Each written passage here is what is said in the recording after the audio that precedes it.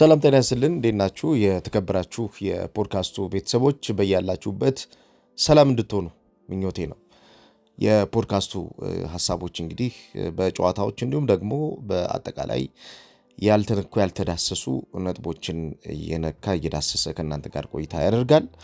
ዛሬ ደግሞ ትናንትና የተደረጉ የአውሮፓ ቻምፒየንስ ሊግ ጨዋታዎች በኋላ የነበሩ ውጤቶችን ከውጤቶቹ ጀርባ ያሉትን የቡድኖቹን አጠቃላይ እንቅስቃሴንም በተመለከተ ሜዳ ላይ የነበረውን አፈጻጸማቸውን በቀጣይ ጨዋታዎችም እንዲሁ ሊኖር ስለሚችለው ጉዳይ ሰፋ አድርገን የምንመለከት ይሆናል።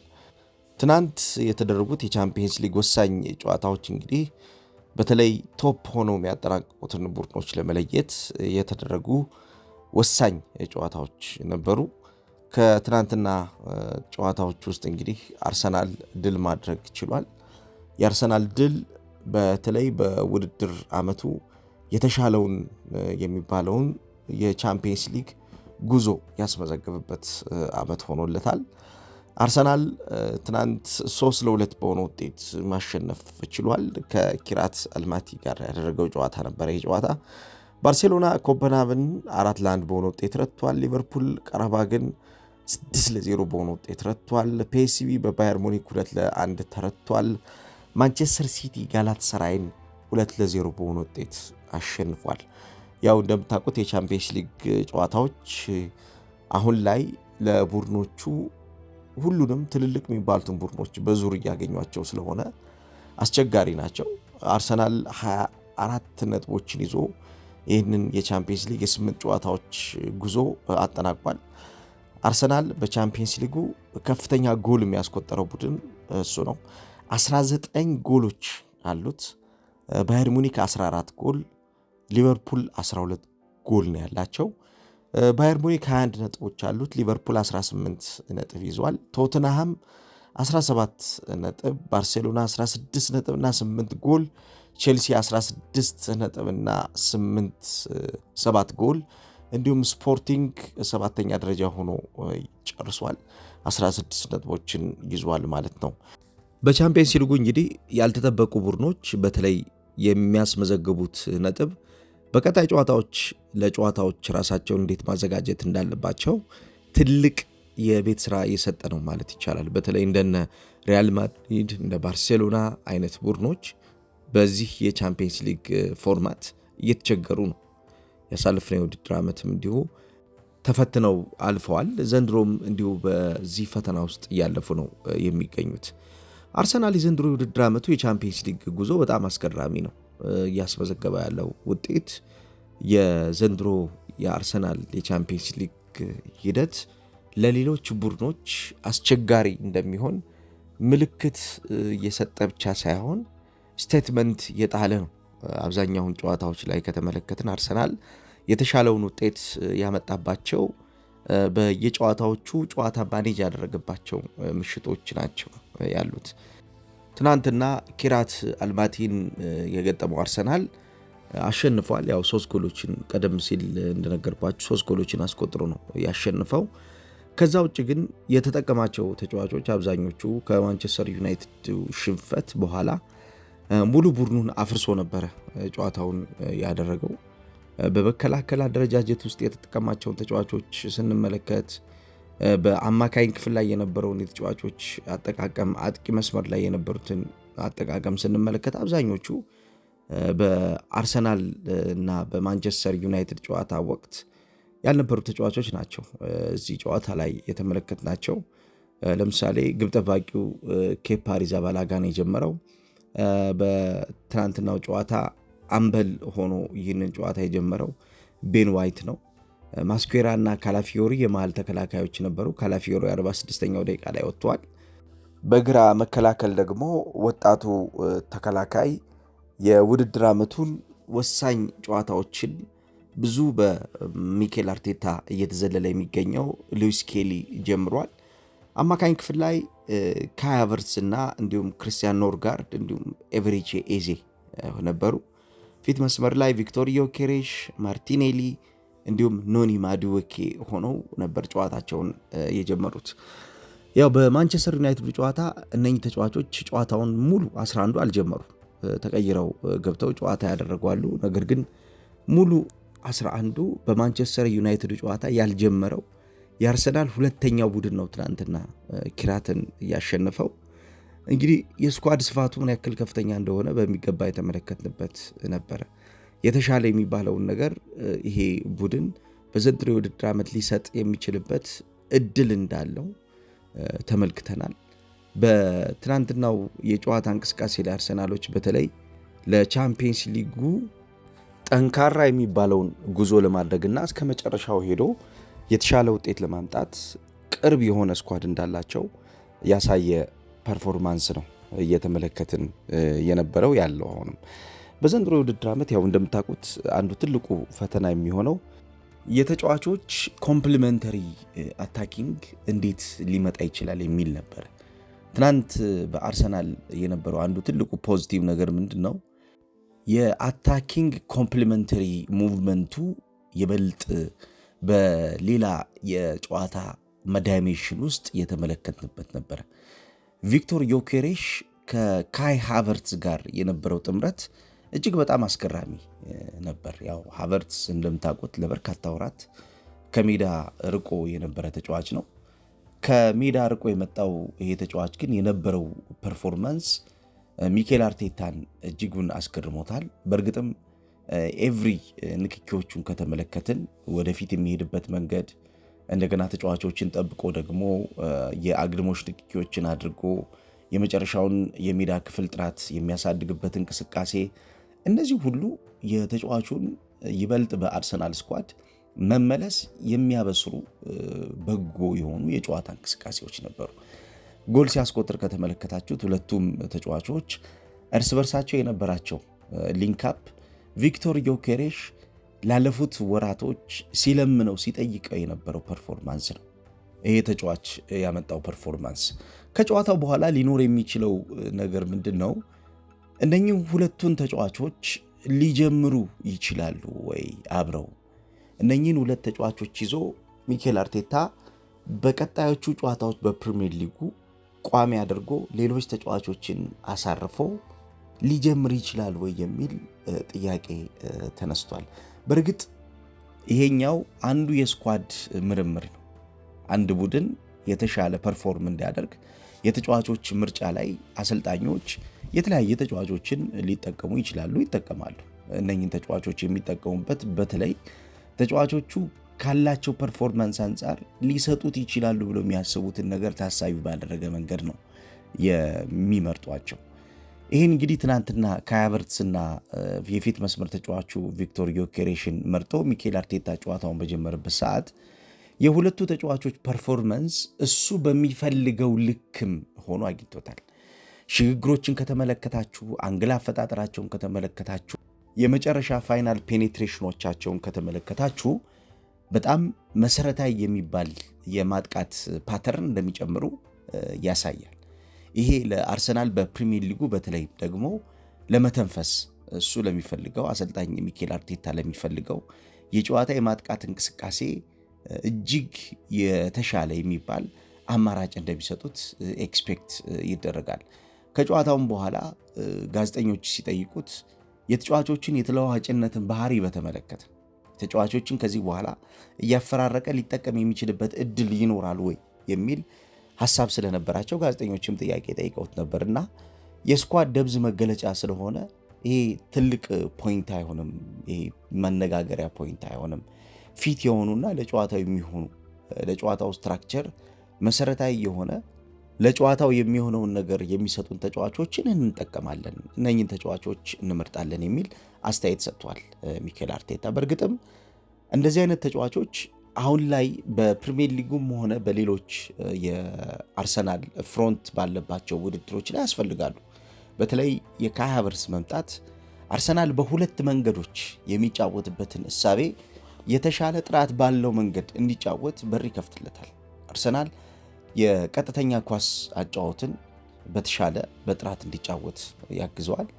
ይሄ ቀጥተኛ ኳስ በተለይ ሁለተኛውን ኳስ ፈልጎ ለመጫወት በሚደረጉ ሊንኮች እንደ ዮኬሬሽ አይነት ተጫዋቾች አጠገቡ በማስቀመጥ የነኝን ተጫዋቾች አቅም ይበልጥ እያሳደገ የሁለት የተጫዋቾች ንክኪዎችን የሶስት ተጫዋቾችን ንክኪዎች እየፈለገ የመጨረሻ የማጥቃት ጥራቱን ኳሊቲውን አፕግሬድ ማድረግ ይፈልጋል። ይሄ አንዱ ነው። ሁለተኛው ደግሞ በኮሌክቲቭ አታክ ሁለተኛው አንግል ከሚፈጥሩ ተጫዋቾች መካከል አንዱ ነው የፊት መስመር ተጫዋቹ ካይ ሃቨርትዝ መምጣቱ የሚሰጠው ነገር እንዲሁ በቀላሉ የሚታይ በቀላሉ የሚተረጎም አይደለምና የተጫዋቹ ትልቁ ኳሊቲ ጨዋታን ማንበብ ይችላል። ጨዋታን የጎደለውን ነገር በደንብ ያውቃል። በተለይ በማጥቃት እንቅስቃሴ ውስጥ የማጥቃት እንቅስቃሴ ወሳኝ የሚባሉትን ተጫዋቾች በተሻለ ድሮፕ አድርገው ወደ ኋላ ማጥቃቱን እንዲያግዙ ማጥቃቱን ይበልጥ እንዲቆሰቁሱ የማድረግ ፍላጎት እንዲኖራቸውም ያግዛልና የካይ ሃቨርትዝ አሰልጣኝ ሚኬል አርቴታ እንደተናገረው የመጣበት ሰዓት እጅግ በጣም መሰረታዊ የሆነ ነገር ለአርሰናል የሚሰጥበት ሰዓት ነው። በጣም አስፈላጊ ሰዓት ላይ ነው አርሰናል ይህን ተጫዋች ያገኘው። በተለይ ይሄ በኢንቴንሲቲ ፕሬሲንግ ውስጥ ሃይ ኢንቴንሲቲ ፕሬሲንግን ከሚመሩ ተጫዋቾች መካከል አንዱ ነው ይሄ ተጫዋች። አንዳንዴ ሐሰተኛ 9 ቁጥርና እንዲሁም አድቫንስድ 8 ቁጥር ሆኖ መጫወት ይችላል። ካይ ሃቨርትዝ ቨርሳቲሊቲው በጣም ያደገ ነው። ኢንቴሊጀንት ሩጫዎችን ያደርጋል። አታኪንግ ሚዱንም ይመራል። ካይ ሃቨርትዝ አሁን ትናንት እስከ 46ኛው ደቂቃ ድረስ ከተመለከታችሁት በጣም ብዙ ነገሮችን ብዙ ያደጉ እንቅስቃሴዎችን ሰጥቶ ነው የወጣው። ለምሳሌ ታይሚንግ ሩጫዎችን ያደርጋል። ይሄ ተጫዋች ቢሃይንድ ዘ ዲፌንስ ሂ ራንስ ላይክ ኤ ካት ነው የሚሉት። እንደው ድመት አስፈላጊ የሚባለውን ሩጫ ነው እንጂ የሚሮጠው በአደና ጊዜ ድመት ዝም ብሎ አይሮጥም። እና ራኒንግ ላይክ ኤ ካት ያሉት ፕሮፐር የሆነውን ነገር ስለሚሰራ ነው። ትክክለኛው የሆነውን ቡድኑ የጎደለውን ነገር ማድረግ ይችላል። ቡድኑ የጎደለውን ነገር መስጠት ይችላል። ክሬቲንግ ስፔስ ላይ በተለይ ደግሞ ዊንገሮች ሮቴት እንዲያደርጉ እድል የሚሰጥ ተጫዋች ነው። የሚቆሙ ዊንገሮች እንዳይኖሩ ትናንት አሁን እንደፈለገ ኖኒ ማዱዌኬን የሚፈልገውን ቦታ እንዲያጠቃ እድል ይሰጠው ነበር። ኖኒ ማዱዌኬ ከመስመር ተነስቶ በሚሄድባቸው እንቅስቃሴዎች ውስጥ የታፈነ ቦታ ካለው እየተዘዋወረ እንዲያ ያደርገው ነበር። ይጠጋና እንዲሁም ጋብሪኤል ማርቲኔሊንም በተመሳሳይ የታፈኑ ቦታዎች ውስጥ ካለ ጆይን እንዲያደርግ ይረዳዋል። መጥቶ ክፍት ቦታዎችን እንዲቀላቀል ያግዘው ነበር። ይህ ደግሞ ለዊንገሮች የሚሰጠው የመተንፈሻ ብሪዚንግ ስፔስ የሚባለው ማለት ነው። ክሬቲንግ ብሪዚንግ ስፔስ ላይ በጣም ጥሩ የሆነ አቅም ያለው ተጫዋች ነው። ለምሳሌ የትናንትናው አንዱ ትልቁ ኳሊቲው ምንድነው? እሱ ኢንቴሊጀንት ፖዚሽኒንግ ላይ የሚደንቅ ነው። ካይ ሃቨርትዝን በተመለከተ ከወራቶች በፊት አንድ ፕሮዳክሽን ሰርቼ ነበር። ሃይብሪድ 8.5 የሆነ ኳሊቲ ያለው ተጫዋች ነው የሚል ፕሮግራም ሰርቼ ነበር። በ8 እና በ9 ቁጥር መካከል ያለ ማጥቃቱን የሚመራ ተጫዋች ነው የሚል ሐሳብ ነበር። ያ ሐሳብ በተለይ አርሰናል በውድድር ዓመቱ የተሻለ ብዙ ጥሩ የሚባሉ ነገሮችን እንዲያገኝ ረድቶት ነበር። የማጥቃት እንቅስቃሴውን ይመራል። ወደ ኋላ እየወረደ አማካኙን ራሱ የታፈነበትን ስፔስ ይፈልጋል። ይሄን በሚያደርግበት ሰዓት ከኳስ ጋርና ከኳስ ውጭ በጣም ጥሩ ኳሊቲ አለው። አርሰናል የጎደሉትን ነገሮች በዚህ ተጫዋች ሲሞላ ተመልክተን ነበርና ምናልባት ይሄ ተጫዋች ሃይብሪድ አታከር ስለሆነ ሁሉንም ነገር ያቀላቀለ አታከር ስለሆነ ኢንቴሊጀንት ፖዚሽኒንግ ለአርሰናል ይጠቅማል። አሁን የሱ መምጣት ፋይንዲንግ ጋፕስ ቢትዊን ዘ ኦፖዚሽን ሚድፊልድ ኤንድ ዲፌንሲቭ ላይንስ ላይ ስኬታማ ተጫዋች ነው። የኦፖዚሽን ሚድፊልድ ላይ የኦፖዚሽን ዲፌንስ ላይ የተሻለ የማጥቂያ ቀዳዳን ለማግኘት ኢንቴሊጀንት ፖዚሽኒንግ ላይ የተሻልክ መሆን ይጠበቅባል እንደ ተጫዋች። ይህን ለማምጣት ካይ ሃቨርትዝ ጥሩ አቅም ያለው የአርሰናል የማጥቃት አዲሽን ሊሆን እንደሚችል ይጠበቃል። በቼልሲ ያው ሚኬል አርቴታ ቼልሲዎች ሲጠቀሙበት የነበረውን ትክክለኛውን የ9 ቁጥር ቦታ ላይ አይደለም አብዝቶ ሲጠቀምበት የነበረው ከጉዳቱ ድረስ የሚያደርገው የነበረው ለምሳሌ የሌፍት ሳይድድ የ8 ቁጥር ተጫዋች ያደርገው ነበረ። እንደገና ደግሞ ፎልስ ናይን ያደርገዋል። እንደገና ደግሞ ሎን ስትራይከር ያደርጓል። አንዳንዴ በእነኚህ እንቅስቃሴዎች ፍሎሪሽ እንዲያደርግ ግን የተጫዋቾችን እገዛ ይሰጠዋል። ከጀርባ የተጫዋቾችን ሐሳብ ይጨምርለታል፣ አቅጣጫዎችን ያዘጋጅለታል፣ ያመቻችለታል። ምክንያቱም ሃቨርትዝ ኦፍ ዘ ቦል ሙቭመንቱ በጣም ጥሩ ተጫዋች ነው። እንዳውም ሂ ሜክስ ስማርት ራን ነው የሚለው። ሂ ሜክስ ስማርት ኤርሊ ራኖችን ያደርጋል። ይህን በሚያደርግበት ሰዓት የተጋጣሚ ቡድን የመከላከል አደረጃጀት አብዛኛውን የሚቆለፍበትን ቁልፍ ለተጋጣሚ አሳልፎ የሚሰጥበት ሁኔታ ስለሚኖር የካይ ሃቨርትዝ የስማርት ኤርሊ ሩጫዎቹ ተጋጣሚን ለመበታተን የሚረዳ እንደሆነ በደንብ ይታመናል። ስፔስ መፍጠር ያው በዚህኛው ዘመን እንደምታውቁት በጣም አስፈላጊው ነገር ነው። አጥቂዎች ስፔስን ካላዘጋጁ፣ ስፔስን ካልፈጠሩ የአጥቂነት ኳሊቲያቸው ያው ጥርጣሬ ውስጥ ይገባል። አጥቂ ናቸው ወይስ አይደለም በሚለው ብዙ ጥያቄዎች መምጣታቸው አይቀርም። ይሄ ተጫዋች የስፔስ አፈጣጠሩ በአማካኝ ክፍል ተጫዋቾች በኩል የማይፈጠሩ ስፔሶችን ደጋግሞ መፍጠር የሚችል ተጫዋች ካይ ሃቨርትዝ። ይህን የሚያደርግበት ቀደም ሲል ያነሳውላችሁ ያልተገመቱ ሩጫዎችን ያደርጋል። እነኛ ያልተገመቱ ሩጫዎቹ አብዛኛውን ጊዜ ክፍተቶችን ለማዘጋጀት ለቡድን የሚጠቅሙና የተጋጣሚ ቡድን እንቅስቃሴ ደግሞ የሚቆልፉ ናቸው። ስለዚህ በጣም ወሳኝ የሚባለውን የጨዋታውን ስትራክቸር አርሰናል በዚህ ተጫዋች ነው የሚሰራው ማለት ነው። ከዚህ በኋላ ይሄ ውሳኔ የሚኬል አርቴታ ውሳኔ ይሆናል ማለት ነው። ተጫዋቹን ቋሚ አድርጎ መጠቀም ወይንም ደግሞ ተጫዋቹን የቡድኑ ተቀያሪ ተጫዋች አድርጎ የመጠቀም ኃላፊነቱ እሱ ላይ ነው የሚወድቀው። ነገር ግን ትናንት ካየው ፖዚቲቭ ነገር ይሄን የሚደጋግም ከሆነ የአርሰናል የማጥቃት እንቅስቃሴን ለመምራት በሚደረገው ጥረት ውስጥ ካይ ሃቨርትዝ ብዙ ጨዋታዎችን ሊሰለፍ እንደሚችል በተለይ ሁለቱ ተጫዋቾች ቪክቶር ዮኬሬሽ እና ካይ ሃቨርትዝ ቋሚ ሆኖ ሊሰለፉ የሚችሉባቸው ምልክቶችን ትናንትና በነበረው የኪራቱ ጨዋታ ሰጥተዋል። ስለዚህ ቀጣይ የፕሪሚየር ሊግ፣ የቻምፒየንስ ሊግ፣ የኤፍኤ ካፕ ጨዋታዎች ላይ የሊግ ካፕ ጨዋታዎችን ጨምሮ ማለት ነው አርሰናል የካይ ሃቨርትዝን አገልግሎት ከቡድን ጓደኞቹ እንቅስቃሴ ጋርም ሆኖ ይበልጥ እንደሚያጤንበት የተመለከትንበት ጨዋታ ነበር። የኤሪያል ፊዚካል ፕሬዘንሱን ትናንት አርሰናል በደንብ አግኝቶታል። በተለይ ኳሶችን በማሸነፍና የዲፌንሲቭና የኦፌንሲቭ ፌዞችን ባላንስ በማድረግ በመከላከልና በማጥቃት የጨዋታ ሽግግሮች ውስጥ የሚኖረውን ሂደት የተሻለ በማድረግ ይሄ ተጫዋች ብዙ ፖይንቶች ትናንት አስቀምጧል። በተለይ ሆልዲንግ አፕ ደ ፕሌይ፣ ኳሱን ይዞ መጫወት፣ እንቅስቃሴውን ማቆየት ይሄ ተጫዋች አንዱ የሚገለጥበት ነው። ኳሱ ጥድፊያ በማይፈልግበት ጨዋታው ጥድፊያ በማይጠይቅበት እንቅስቃሴ ውስጥ ሆልድ ያደርገዋል፣ ይዘዋል። ከዛ የሚመጡ ጆይን የሚያደርጉ ተጫዋቾችን በእንቅስቃሴ የእንቅስቃሴው ወሳኝና መሰረታዊ የሚባለውን ነገር የሚያደርጉትን ተጫዋቾች እንዲሳተፉ ያደርጋቸዋል፣ ይረዳቸዋል ማለት ነው። ይሄ መሰረታዊ የሚባል የማጥቃት እንቅስቃሴ ውስጥ እንዲገኙ ማድረግ ይችላል ማለት ነው። አንዳንዴ ተጋጣሚ ቡድን የሚገምተው የማጥቃት እንቅስቃሴና ፓተርን አለ። ተጋጣሚ ቡድን ደግሞ የማይገምተው የማጥቃት ፓተርንና እንቅስቃሴ አለ። የካይ ሃቨርትዝ ተጋጣሚ ቡድን የማይገምተውን ማጥቃትና መከላከልን በሚገባ ባላንስ ነው እያደረገ ያለው ይሄ ልጅ። ተጋጣሚ ቡድን አብዛኛውን እንቅስቃሴውን ይሄ ልጅ በሚኖርባቸው የጨዋታ ስትራክቸሮች ላይ አይገምትም። ለዚህ ነው ፍሪ የሆነ የጨዋታ ሩጫዎችን እያደረጉ ከሱ አጠገብ ያሉ አጥቂዎች ነፃ የሆኑ የማጥቃት ቀጠናዎችን እንደፈለገ ሲሞሏቸው የተመለከትነው። ለዚህ ነው ቪክቶር ዮኬሬሽ ትናንትና ሞባይል ሆኖ የተመለከትነው። የመጀመሪያው ግማሽ ላይ በጣም ሞባይል ነበር። ለስ ሞባይል ይሆናል፣ ይታፈናል ቪክቶር ዮኬሬሽ። ትናንትና ግን ክፍተቶች ነበሩት።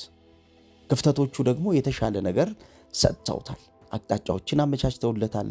ተጋጣሚን ፔኔትሬት አድርጎ የሚሄድበትን እድል አድቫንቴጅ ሰጥተውታል። ለተጋጣሚ ቡድን እንዴት አስቸጋሪ ነገሮችን መፍጠር ይቻላል ለሚለውም ምላሽ የሰጠበት ነበረ። የፊኒሺንግ እና ኮምፖዠሩም እንዲሁ ቀላል የሚባል አይደለም። በነገራችን ላይ አንድ ለአንድ ግንኙነቶች ላይ በቦክስ አካባቢ የካይ ሃቨርትዝ ብቃት ጥሩ የሚባል ነው። አብዛኛውን እንቅስቃሴዎቹ በተሻለ ማክሲማይዝ የሚያደርጋቸው ናቸው። አርሰናል ከሚፈልገው የመጨረሻ የሳጥን ማጥቃት እርጋታ አንጻርም የዚህ ተጫዋች መኖር እንዲሁ በቀላሉ የሚታይ አይደለም። ጥሩ ነገር አድ ማድረግ ይችላል። ስፔስ የሚፈልግ ተጫዋች ነው። ሮቴት ማድረግ ይችላል። በእያንዳንዱ እንቅስቃሴ ውስጥ ቆሞ ሳይሆን እየተሳተፈ እንቅስቃሴውን እየመራ የእንቅስቃሴው አካል ሆኖ በእንቅስቃሴው ውስጥ አድጎ እንመለከተዋለን። ይሄ ነው ፖዚቲቭ የሚባለው የማጥቃት እንቅስቃሴ ለአርሰናል እና የካይ ሃቨርትዝ ትናንትና በኪራት ጨዋታው መጀመር ለአርሰናል ከድሉ በላይ ትልቅ ፖይንት የሰጠበት ነበረ። እናንተ እንዴት አገኛችሁት? እስኪ ሀሳብ ስጡበት። በተለይ በማጥቃት እንቅስቃሴ አርሰናል የቪክቶር ዮኬሬሽን ማጥቃት ለማሳደግ ካይ ሃቨርትዝን በምን ያክል መጠን መጠቀም አለበት ብላችሁ ታስባላችሁ? የትናንትና የመጀመሪያው 45 ደቂቃ ላይ የካይ ሃቨርትዝ እንቅስቃሴ ምን ያክል አርሰናል የሆነ ፖይንት ሰጥቷል ብላችሁ ታምናላችሁ? እስኪ ሀሳብ ስጡበት፣ ተሳተፉበት።